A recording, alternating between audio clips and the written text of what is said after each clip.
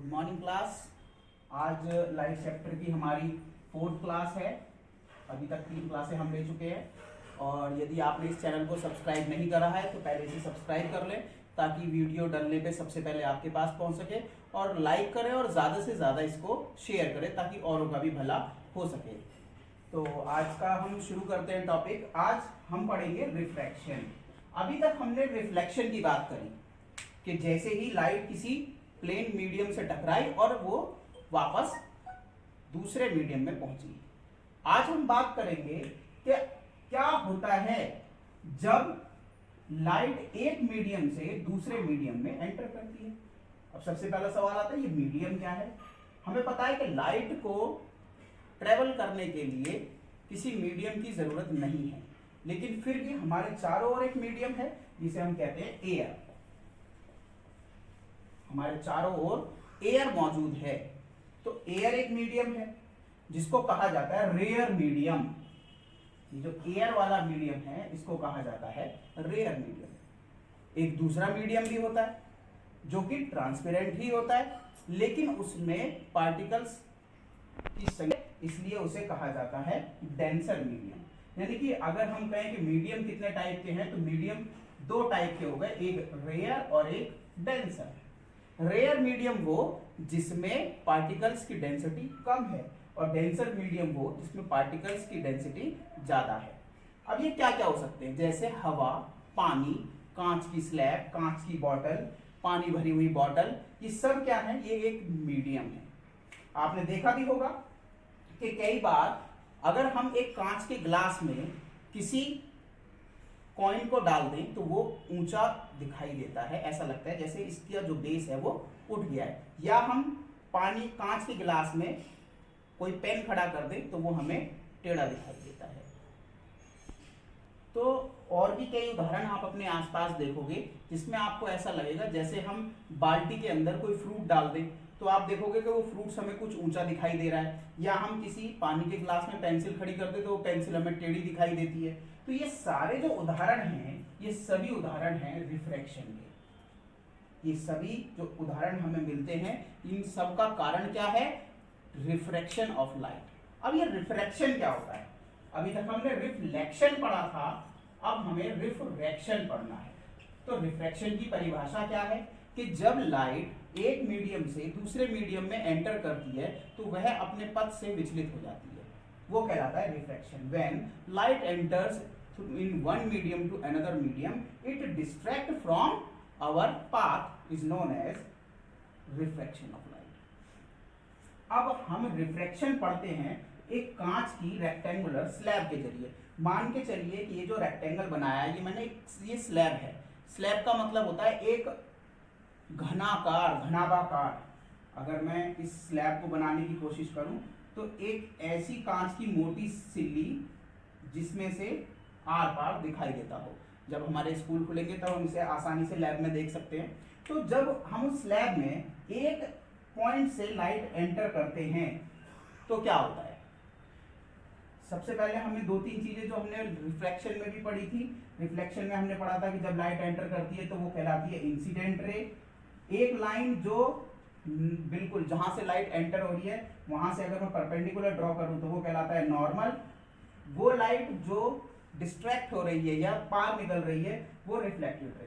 तो जब light enter करती है एक मीडियम से दूसरे मीडियम में, तो जब रेयर मीडियम से डेंसर मीडियम में एंटर करती है तो towards the normal. Towards the normal का मतलब मान लीजिए ये एक लाइट है, ये नॉर्मल है, तो नॉर्मल की तरफ बेंड होगी।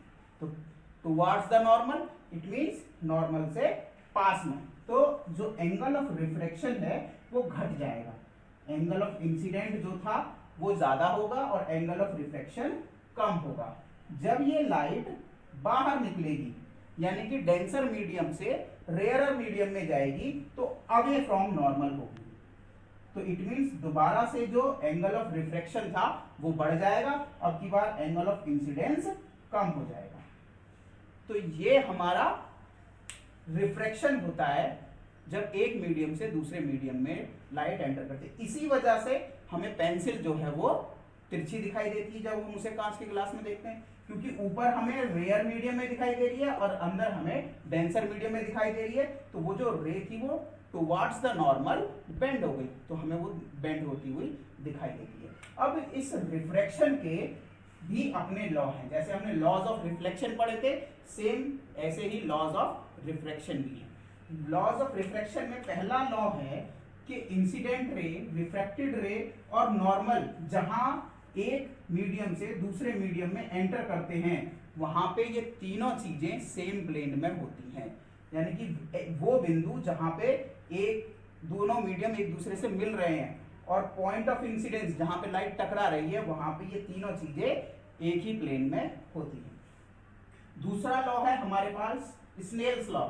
स्नेल्स लॉ क्या कहता है कि sine angle of incidence ratio of sine angle of refraction is always constant, यानी कि sine I upon sine R, अगर आई एंगल कुछ दे रखा है, आर एंगल कुछ दे रखा है और मैं उनका साइन वैल्यू लूं और उन दोनों का रेशो लूं तो वो हमेशा एक कांस्टेंट आएगा और वो कांस्टेंट कहलाता है रिफ्रैक्टिव इंडेक्स।